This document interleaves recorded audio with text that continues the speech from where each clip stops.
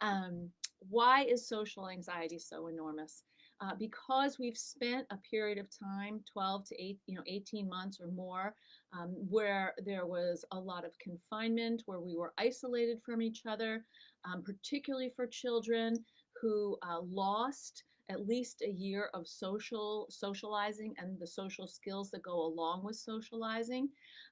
And so we want to talk a little bit about um, how social anxiety is not just related to the fear, but it's related to your thinking. Okay, so social anxiety is defined as a fear that people will scrutinize you in either in familiar or unfamiliar situations, usually unfamiliar situations, and that this negative judgment will have harmful effects on you. So these worries about humiliation and rejection are persistent, often lasting 6 months or more, and restrict your activities, interests, and relationships in order to receive a diagnosis of social anxiety disorder.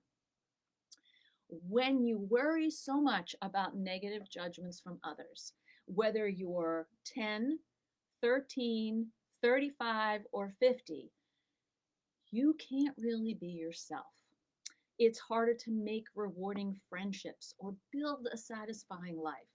And social anxiety really blocks you every step of the way. Now, what are some sources of social anxiety? Well, a limited exposure to positive social experiences, genetics. Did you know that people with anxious parents are more likely to be anxious themselves?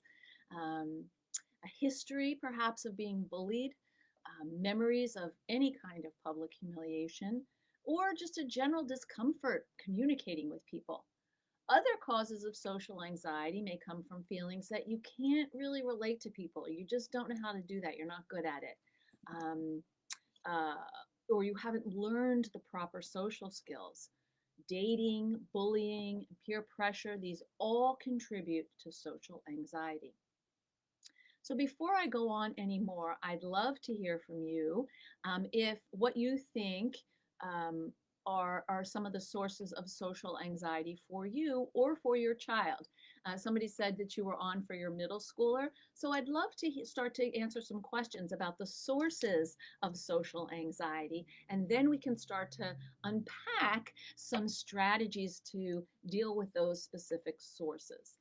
So Leslie says, I've always been quite good in the social realm and I'm quite extroverted. Yes. Oh, until COVID. There are many people with ADHD who are really social and they're very comfortable in the social environment. But then, when we deal with when we're dealing with COVID, a lot of our fears that we might have, really not paying much attention to have come up in very intense ways. Carolina, would refusing to ask for help fall under this? Absolutely. If you ask for help, then people know that you don't know what's going on. And so you're afraid of what they're going to think about you. You're worried about the judgment that they're going to have about you. So what's really interesting about social anxiety, it's the fear of what someone's going to say to you and the assumption that you know what bad thing they're going to say about you when actually you really don't. So it's a kind of twisted form of negative thinking. Jasmine says just an accumulation of experiences over time. So a lot of people with social anxiety have had a number of negative experiences that kind of have built up over time. Taylor says my in-laws, my partner's family. Jasmine, but I was shy from birth. Ed says sometimes I feel like when I'm in a group that's talking, it's hard for me to get a word in because while they're talking, I'm trying to structure my words. Yes, and that happens to a lot of people with ADHD because you may have slower processing speed or your working memory might be weaker. So, you're still trying to take in this information and draw up something from your past experience that you would love to apply to this current conversation. But by the time you get your idea, people have moved on to something else. And there are so many comments here. I'm going to have a hard time keeping up with them. I'm going to do my best. Marcia, my son is 12. He grows his hair so he can hide behind his fringe. He likes to feel invisible. So sad. So a lot of middle schoolers, and that's in the United States, so those would be kids from 11 to 14. Often, this is the time when kids normally, naturally are uncomfortable with each other. That's part of what being a tween and an early teen is about. You're trying to figure out, who am I? Where do I belong? What do I believe? And if you feel like you're different in any way, that's generally not the kind a good thing. You have this thought, these ideas that there's this way to be in the world that everyone else is that you're not. And if you are neurodiverse, if you have ADHD, if you have a learning disability, if you are level 1 on the autism spectrum, if you have anxiety, you struggle, or you're twice exceptional, or you're depressed. If you have any of these things going on, what's going to happen is you are going to be much more self-critical, and some people will just pull back. They want to kind of be invisible. And that is a very sad and hard thing for parents to watch. And so we want to do to counteract that desire to be invisible is to nurture an island of competence. So we know that for resiliency, to build resiliency, there are three components: islands of competency, charismatic adults, and growth mindsets. And so we want to start with that island of competency, which really is, what are you good at? What do you like to do? What lights you up? And to spend time doing that. And yes, a lot of people say, oh, it's just computers, it's just gaming. That might be where your son is able to interact with people. I've had clients where that was where they could actually socially interact comfortably for a year or so, and then they were able, as they matured, to interact face to face. So there are a few more questions. Carolina, I would love a strategy for my 10-year-old to ask for help in class. This is affecting his classwork. Right. So one of the challenges for him for asking for help is probably the belief that everyone now will see that he's quote unquote stupid or behind or some other negative adjective that he's attributed to asking for help. And when kids are afraid to ask for help, we want to assist them not only in understanding that everybody needs help sometimes, even the smart kids, quote unquote, and I'm saying quote unquote because having ADHD or any other kind of neurodiversity has nothing to do with intelligence. But it's this perception that somehow other kids don't need help, but I do. And so there's a lot of, with social anxiety, there's a lot of comparisons of um, my inside to other people's outside. And we don't actually, kids don't really think about, and adults, we don't think about what other people's insides are actually about. We make a whole lot of assumptions about them based on how they look and how they appear. And so what I think would be important is to have a meeting, Carolina, with your son and the teacher, and to come up with some kind of signal that he doesn't understand what's going on, that won't be drawing attention to him as much as raising his hand in class. Like, could it be pulling his ear? Could it be, a colored post-it on his desk? What are some other ways? Or could he just like gently raise his hand like this next to his side? You can't see that because the computer's not showing it, but you know what I mean. So that's what I would do. I would really sit down and try to figure out a signal system so that until he's more comfortable. Daniel, being autistic and not seeing what everyone else sees through body language. This will definitely contribute to social anxiety because you're missing this piece of interpreting facial expressions or body signs. And certainly there are there are plenty of videos on how to teach you how to do that. But in the moment, because you're already aware that this is a challenge for you, you're going to freeze up, and it's going to be harder to access what you know or what you've done before that's worked. And that's the thing that we want to talk about. Paula, I miss things because I process verbal things slowly, so I have a hard time sometimes keeping up with larger group banter. Paula, you are not alone.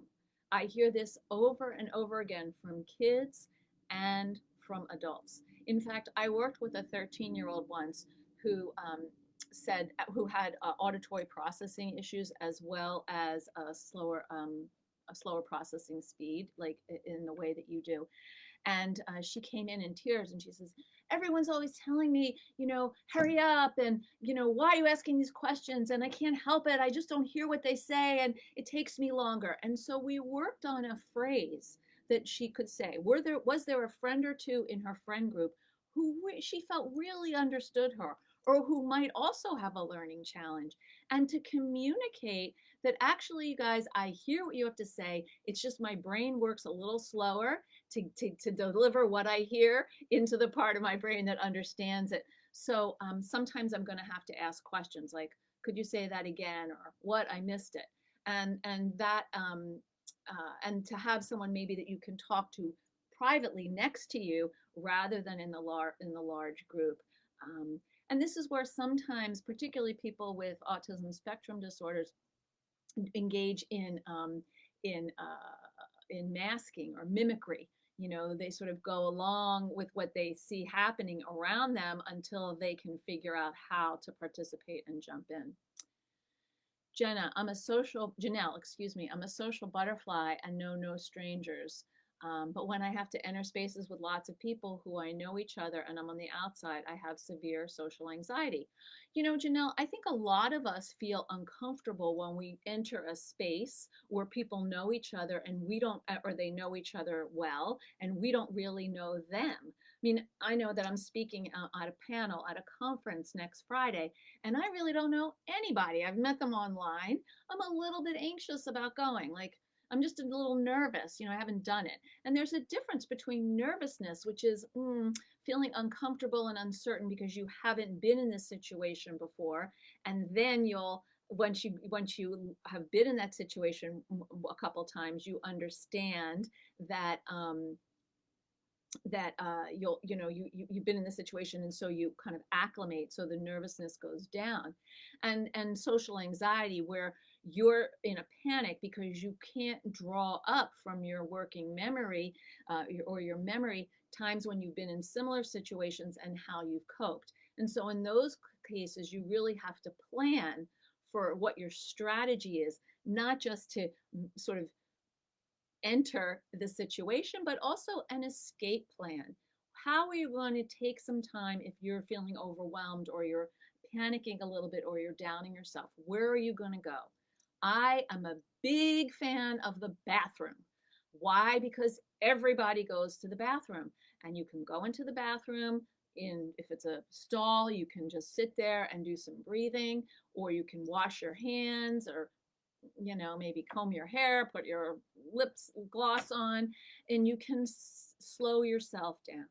And that's a very common, and if you need to say, normal way of being, and nobody will think less of you because you're doing that. Jasmine, I get interrupted and people don't realize it, and then I interrupt because the conversation is racing away and they get offended. Yeah, that sounds really hard. Marianne, confusion, cognitive limitations, in addition to ADHD with a severe language disorder, can make socializing a minefield for my son, who prefers structured interactions like through online gaming.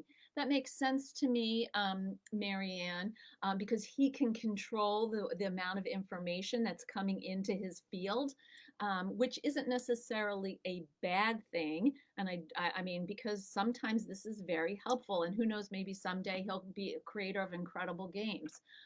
What we want to do is balance that with perhaps some supervised one-on-one activities. So maybe you invite one of his friends over for pizza, and then you play a game together as a family, so he's not on the hot seat for entertaining that person. Let's see. I have no idea how to enter group conversations. Yes, so entering group conversations is a particular challenge, and it requires particular skills. When you enter a group conversation, essentially the first thing that you need to do is really be quiet, because we have to listen to what people are talking about and take our time moving from speaker to speaker and reflecting on what they're saying. And one of the challenges with group conversations is people speak very quickly. So one person will go, and then another person will go, and then a third person will go, and you're like, wait, I want to say something. Now, in my particular Jewish culture, In my family, we're all very busy. We're all loud. We're very engaged. Conversations in my conversationalists in my family. I'm not disparaging Jewish culture at all. I'm just saying I'm actually proud of it. It's a wonderful thing I love about us. But my son's new wife is not from that culture. And when she first came to dinner at our house, she was like, "Wait, wait, everyone is talking at the same time. I can't say anything." And we stopped and we were like, "Oh, she's right. We're all talking at the same time." And so, it was really, I mean, I'm sure we knew that about ourselves, but we wanted to be different to include her.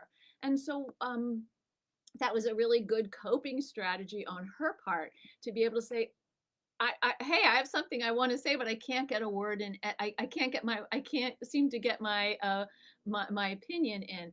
And that's another thing, like to come up with a few phrases for yourself like that, like, hey, can I add something to the conversation? Or so that people know that you want to say something and they pause to include you. Angela, bullied at school, worried what people think of me. Now I now have these thoughts all my life and I'm 45. Hmm. Angela, I feel that. I was bullied at school myself, and it really kind of planted a seed of insecurity that people are thinking about me, not they are thinking unkindly about me. And I think the thing that has really helped me with this, Angela, is actually taking people's actions more at their face value. If they don't think well about me, there's not really much I can do about that. I'm doing my best to do the next right thing every minute. So I try to do my best, and people will like it or they won't. And I think, in a way, part of what has helped me come to that place is to really kind of hug my 6-year-old Sharon, who was bullied very, very meanly at her new school, and to let her know, like, it's okay to be smart. It's okay to raise your hand. It's okay to be energetic and enthusiastic. Um, and that the people who were, had trouble with that, it was much more about them than about me. And so, if you can maybe do a meditation or sit or draw by yourself and really think about, close your eyes, what would you want to say to your younger Angela? And to comfort her and to let her know that she's just great, just the way she is. Hi, Shelley. Yes, I can agree with that. I was bullied at school and struggled to ask for help at work and with my partner. It's really hard if you've been bullied to overcome your fear that if you say or do something wrong again, you will be bullied once more. And I think the important thing is to remember that being bullied as a child is different than being bullied as an adult. And if it's okay, I'd like to share a story where I was bullied, because people bully in all kinds of ways, and exclusion is a very popular one. And I was in my 40s, and my son played on this travel soccer team, and most of the kids were from towns that were about 45 minutes from where I live. And in addition, I was a professional. I have my doctorate in psychology, and there was this group of moms, a large group of moms, who had known each other for a couple of years. And we were at one of these away games for the weekend.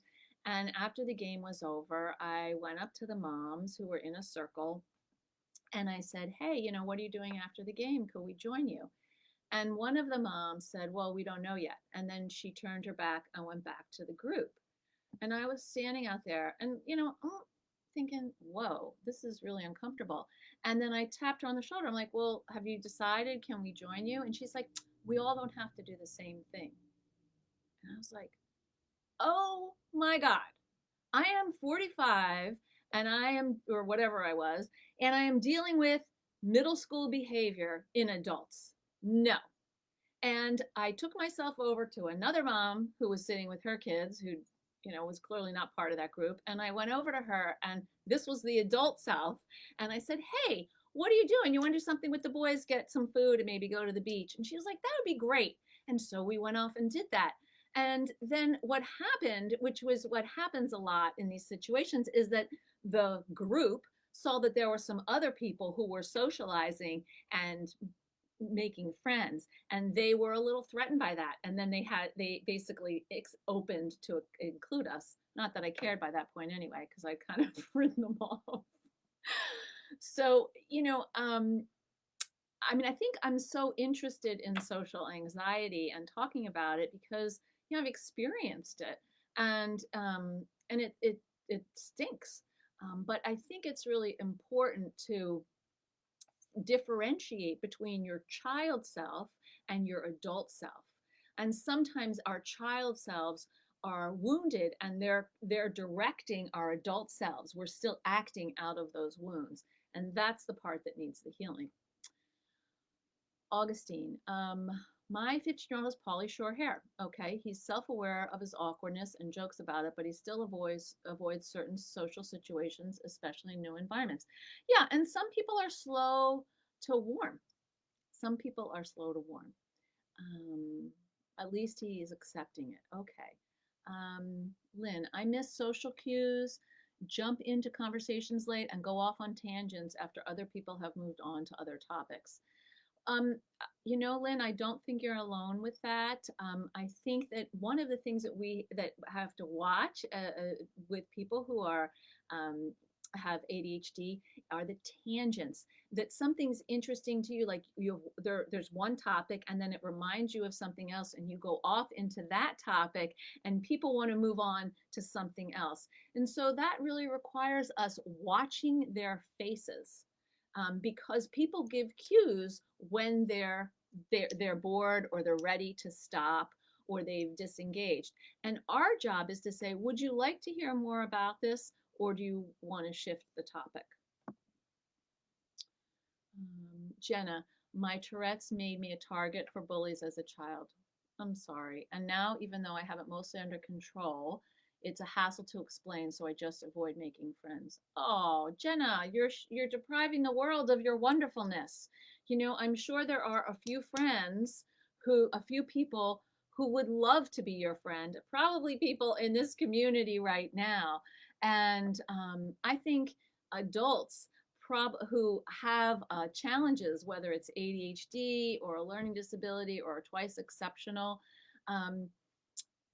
will be much more understanding than kids are. Kids can be very cruel. Augustine, yes, islands of competency, charismatic adults, and a growth mindset.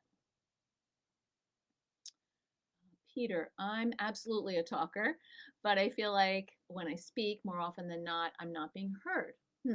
Almost as if I'm just different or not following cues from others.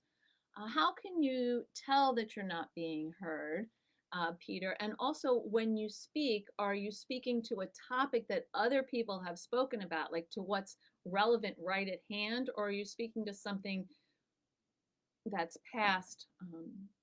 Elena or Elena.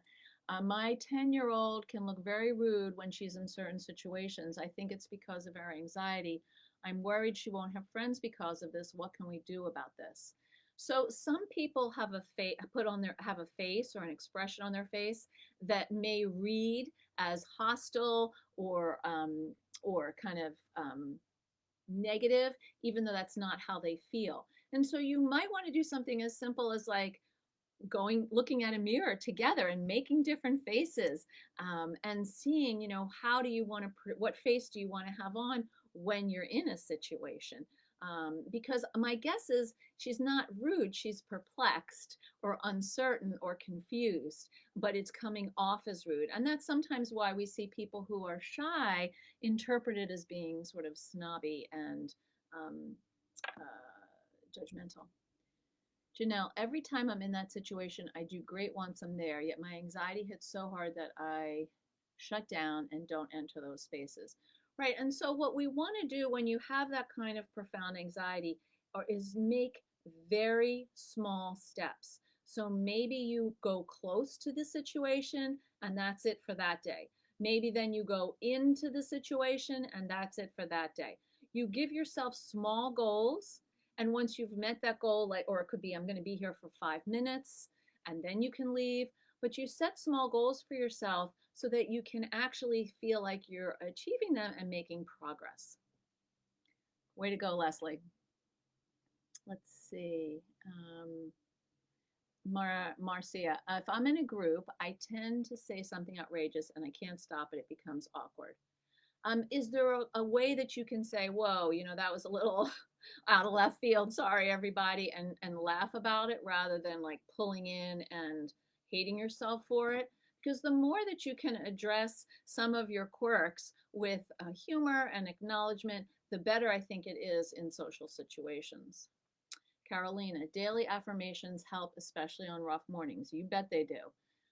Gail, I'm still being bullied at 50 as an adult after getting my ADHD diagnosis at 36 after my daughter got diagnosis. That is terrible and very rude. I agree, Carolina.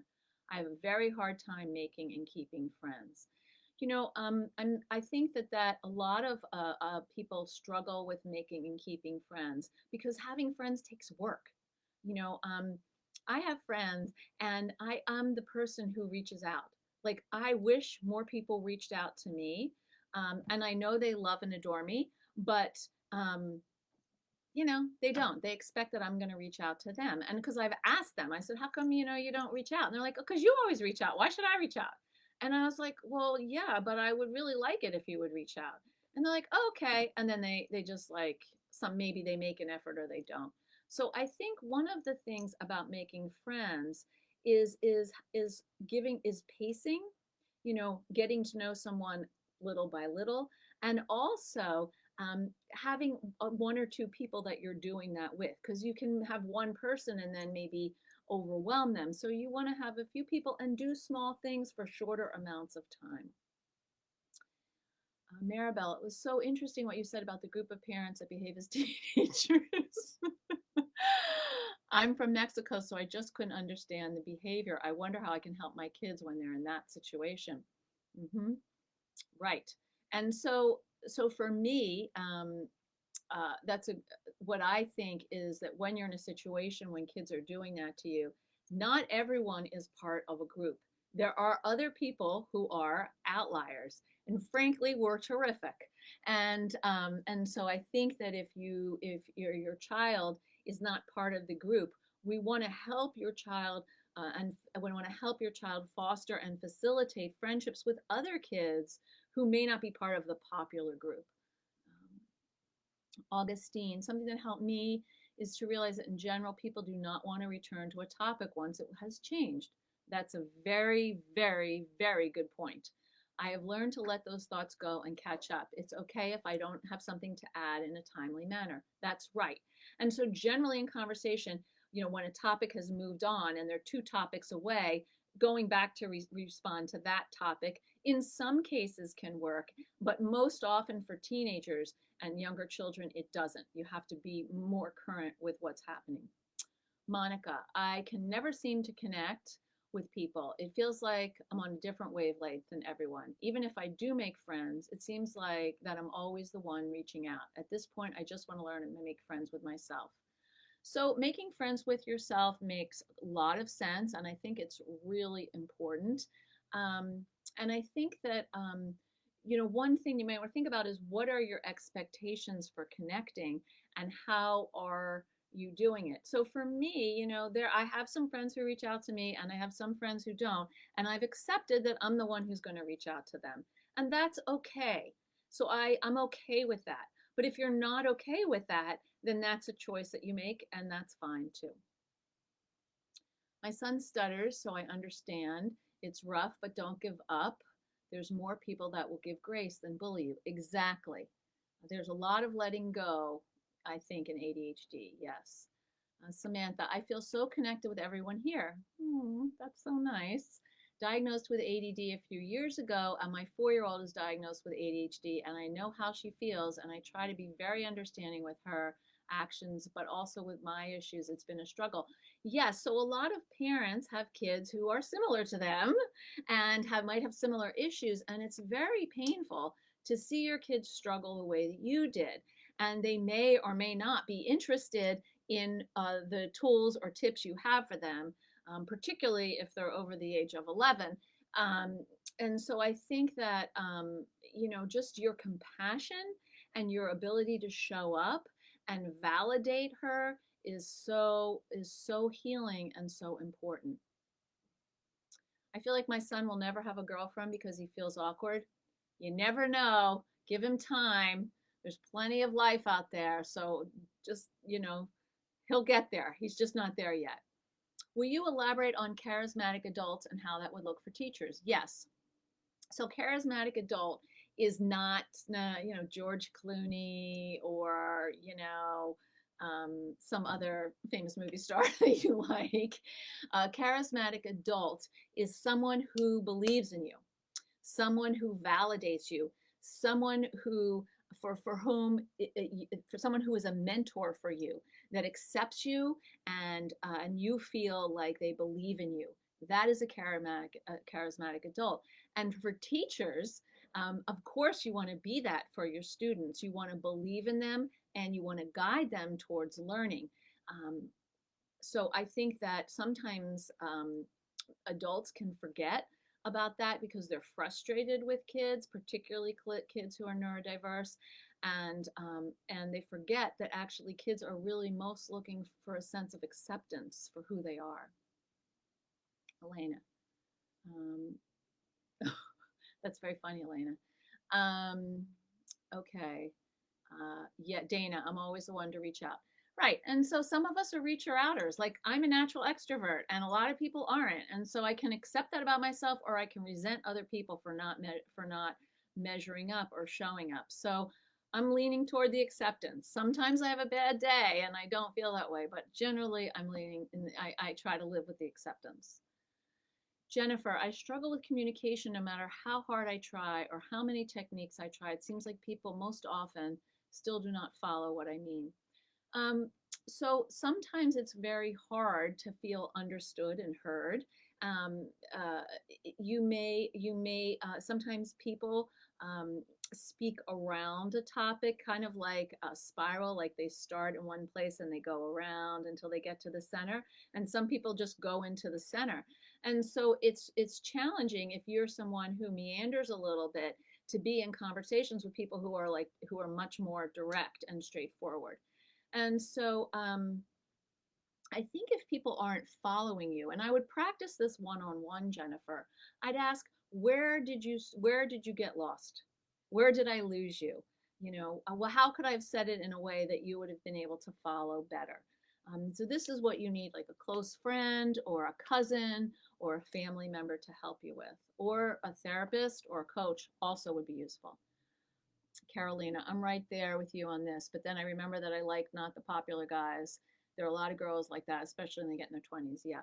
Jennifer, I also feel like I never fit in anywhere. Well, you fit in here, and we're really glad to have you. Um, Gotcha, Gail. Erica, hello. Any suggestions for how to approach a challenging learning situation without letting anxiety of past failures affect it? Trying to find a healthy balance. Not to mention, I'm seeing my daughter, who is almost 3, starting to exhibit behaviors like myself. So, challenging learning situation.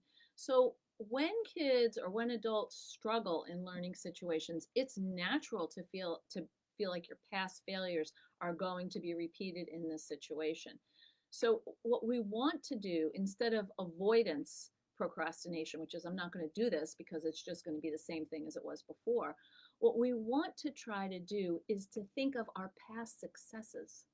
When was a time when I was struggling? It was really hard, but I actually tried something and it worked. And maybe it was a very small thing. I worked with a high school student, and she failed first freshman biology in high school, and she had to repeat it, and she had the same teacher in 10th grade. And so the fall, she started school, she studied for the first test, and she failed it. And she came into therapy and she said, I'm not even going to try anymore. Why bother? And I said, well, it's a little different this year. And she said, how? And I said, you have me. And I can call the teacher and I can talk to the teacher. So what I would like to do is to make an agreement with you. And the agreement is if you go to after school to talk to the teacher, I will call the teacher as soon as we're done here and talk to him before you go after school and let him know how you want to do it differently, but you don't know how. And she did. And we came back. We went out for some hot chocolate because that was part of the agreement. And she actually passed that class with a C the second time. And part of it was actually being open to the possibility that something different could happen. Hi, Susan. Nice to see you.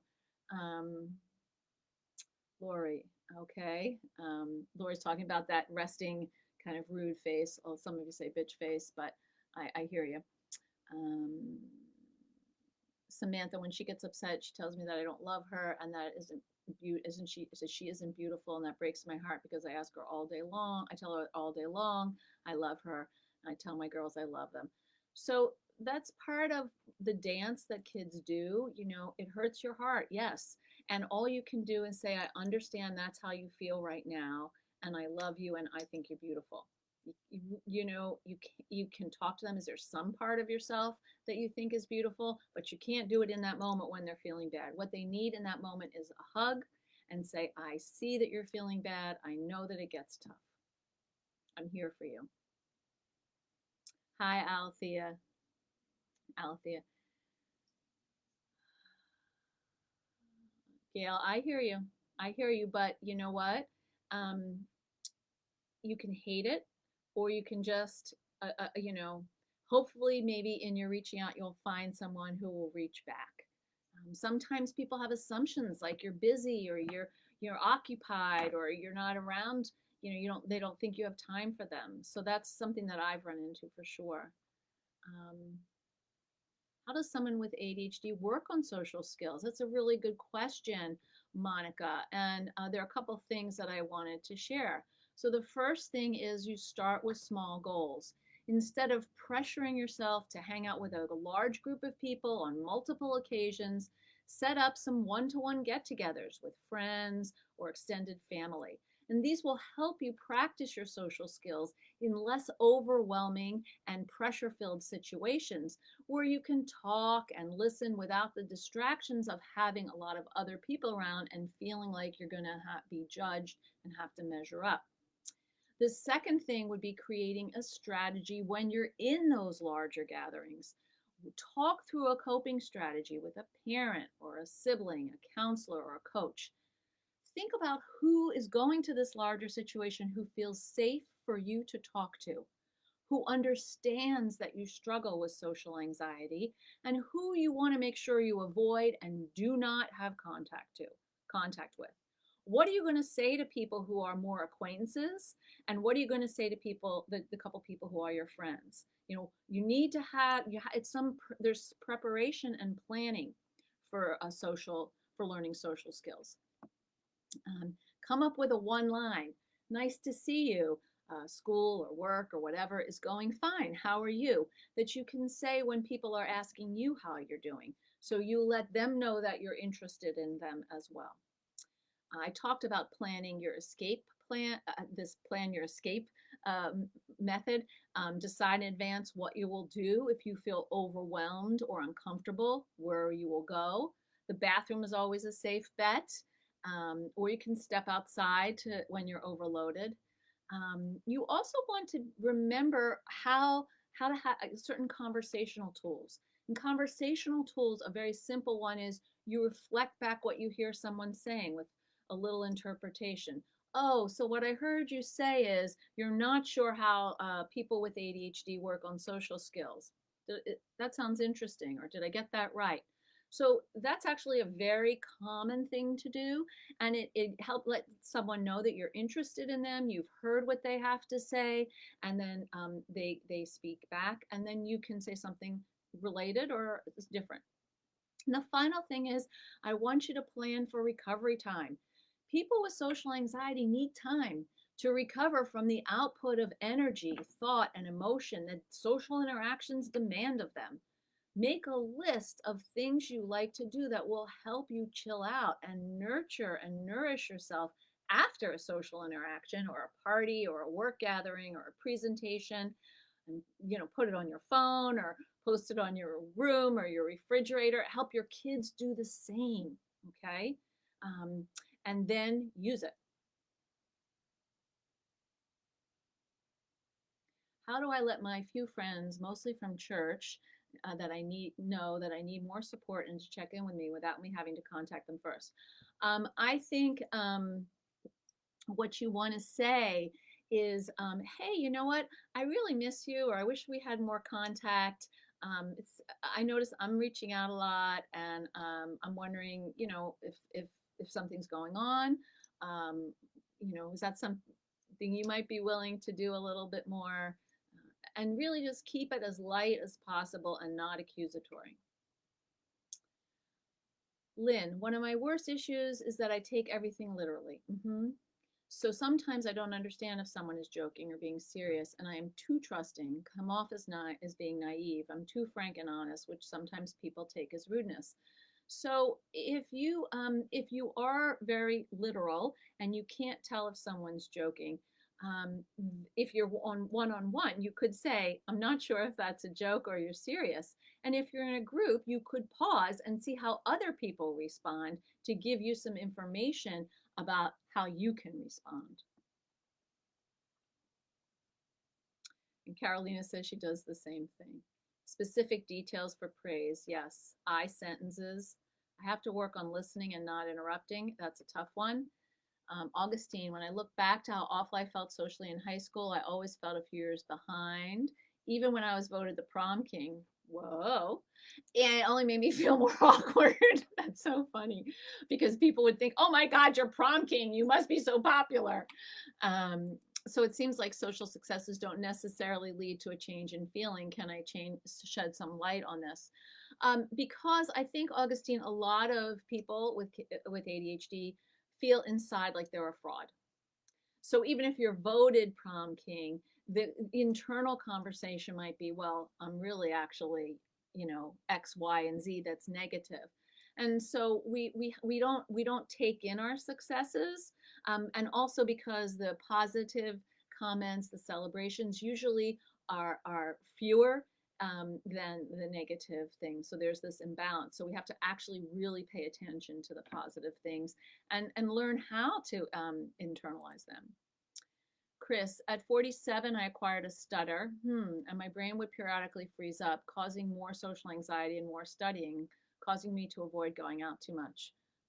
I'm sorry to hear that, Chris. Are you working with a speech language person about this? And have you talked to your primary care doctor perhaps about, is there any medication options? Everything I've read is to praise the efforts, not the results, so people don't feel like imposters or like they will fail in the future. That's exactly right. You want to notice the effort. I mean, if there's a result and you want to say high five, way to go, that's great. But you want to pay attention to the efforting because that's what encourages people to keep going. Yes, and recharge after for self care. Yep. Paula, introduce yourself and tell one interesting thing about yourself. Icebreakers like this make me want to run out of. I freeze up and can't think of one thing. Okay, so that is really good to know about yourself. So, what I would encourage you to do is to come up with the answer now. So, anytime you're in that situation, you can say the same thing over and over again. There's no reason that you can't, or come up with two interesting things about yourself and just rotate them. There's no reason it has to be new and novel every time. And the icebreakers are never the same, so practice response doesn't help. Okay, Paula. So my point is, yes, but for that particular one, introduce yourself and something interesting about yourself or something you like to do. Those are fairly common. And so, if you have a hobby, if you like to cook, if you like to run, you like to ride your bike, you like to read, keep those things at the top of mind so you can just use those. Kelly Lynn, how to read between the lines, how to know how to trust those deserving of trust. Okay. Wow. I think those questions, Kelly Lynn, are so great, and we should do a whole Facebook Live about them. How to know how to trust those deserving of trust. So we'll make a note of that, and we will come back to it. I think that, reading between the lines If it's something that doesn't come naturally to you, it's very hard to learn. And I think that's why SLP and social emotional learning is so important for so many people. Reading between the lines actually means being able to, I think, be able to ask a question if you don't understand the metaphor or the simile that is being used, um, and ask for could you say that in a more concrete way. I think reading between the lines is about inferring what is not said, and that comes from understanding um, facial expressions and body language, but also knowing colloquialisms. And so that takes time to learn, how to sort of understand what those are in your culture, different expressions. Um, but I will come back to that idea of how to know when to trust people. Um, there's always something interesting about you, and interesting is not the is the wrong adjective. What is something about you that you want to share? That's really the question. Because yes, maybe you jumped out of an airplane once, and parachuted. That is, somebody has that fact, but it doesn't matter, because if you say I like to garden, that's the thing that you share. There's no judgment on the interesting, and that's why I think people with ADHD get caught up. So this is that part of reading between the lines. Interesting, I have to make it interesting. I'm thinking exactly about interesting, instead of broadening that to like some information about myself. And that's hard to do, particularly if you're not experienced with reading between the lines and saying interesting. I hate that, because it's so hard for people to say, well, I don't know, is this interesting? It's interesting to me. Who knows if it's interesting to you? So really think about it, like if you could just replace interesting with informative. Yes, you feel drained after a social interaction. Um, hmm. I don't know who I am anymore. I just feel like a fraud. How do you get the word out so that others can find our ADD tribe and not struggle alone? Well, Attitude Magazine, I think, does a great job of trying to get the word out. I do that on my website as well. I'm just going to put here this little downloadable on anxiety for you. So please check it out.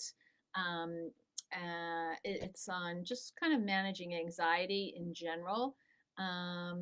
Let's see what else we get out. I did, and she excluded the general speech pathologies. Well, that's terrible. Maybe you can find someone else. How do you get past the small talk without verbally dumping on acquaintances? So, Samantha, I'm not sure what you mean by that. Um, you know, I think that's also a very interesting question that we could talk about in another time, which is like more than small talk. How do you have meaningful conversations where you're not feeling anxious and people don't feel ignored? So I think that there's a difference between small talk and sharing stories and dumping, so to speak. So I think when you're sharing stories, there's a give and take. There's a reciprocity. So that means you're listening and you're talking. And so that's where that really simple reflective listening comes in. Oh, I heard what you say is that's really interesting.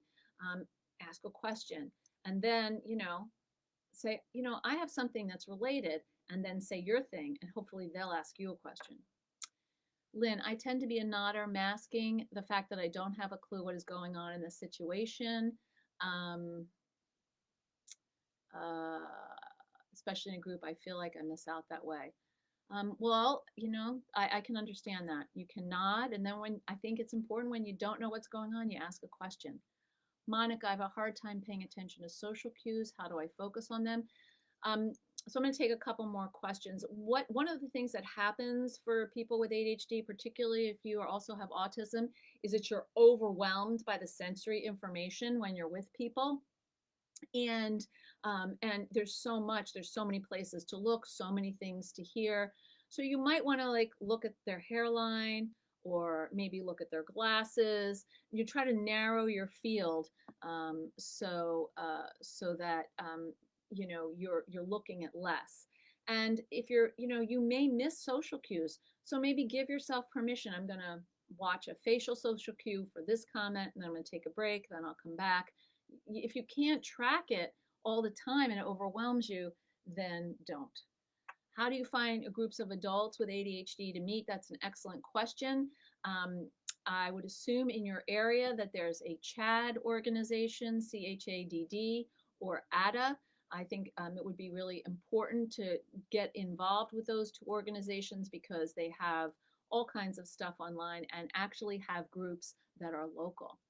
Susie, thank you. So eye-opening as a parent of a teen with ADHD. Can't wait and love the trust piece. Oh, excellent and love the trust piece. Can't wait. My teen son is very sweet and caring. Teen girls mostly seem to latch on to him with their issues, and once they're over it, they tend to drop him as a friend. Ugh. It's very tough on him, but he's doing okay. Okay, can't wait for the trust. So this is the thing, like teen girls are like, oh, you're gonna listen to me, you're gonna pay attention to me, and then like I've solved my problem, so now I don't need you anymore. And so one of the things that we have to help him with is to adjust his expectations of what friendship with these people really is. So we'll do that soon. Kelly, someone gave me advice to say right, not to say right, right, but I don't understand why. Because if you're saying right, right, the message that's communicating is, oh, yeah, yeah, but it doesn't sound genuine because if you keep saying it, it's like, what are you talking about? So instead, what I would say is you can do that sometimes, but you also might say, that's really interesting. I have a question. Or because if you say right, right, it sounds like, I'm not really listening to you. I'm doing something else. What you're saying isn't that important. Um, thank you, Peter. Here's a virtual group of adults run by Attitude. Fantastic. Please do something for law enforcement training about different presentations and body language that betrays our intentions. Thank you. Well, Kelly, I think what would be great is if you contacted me directly or contacted Attitude, if you know how to set up such a thing, and then we would be happy to do that. So once again, I'm going to put my downloadable in the chat here for anyone to get. And I want to say thank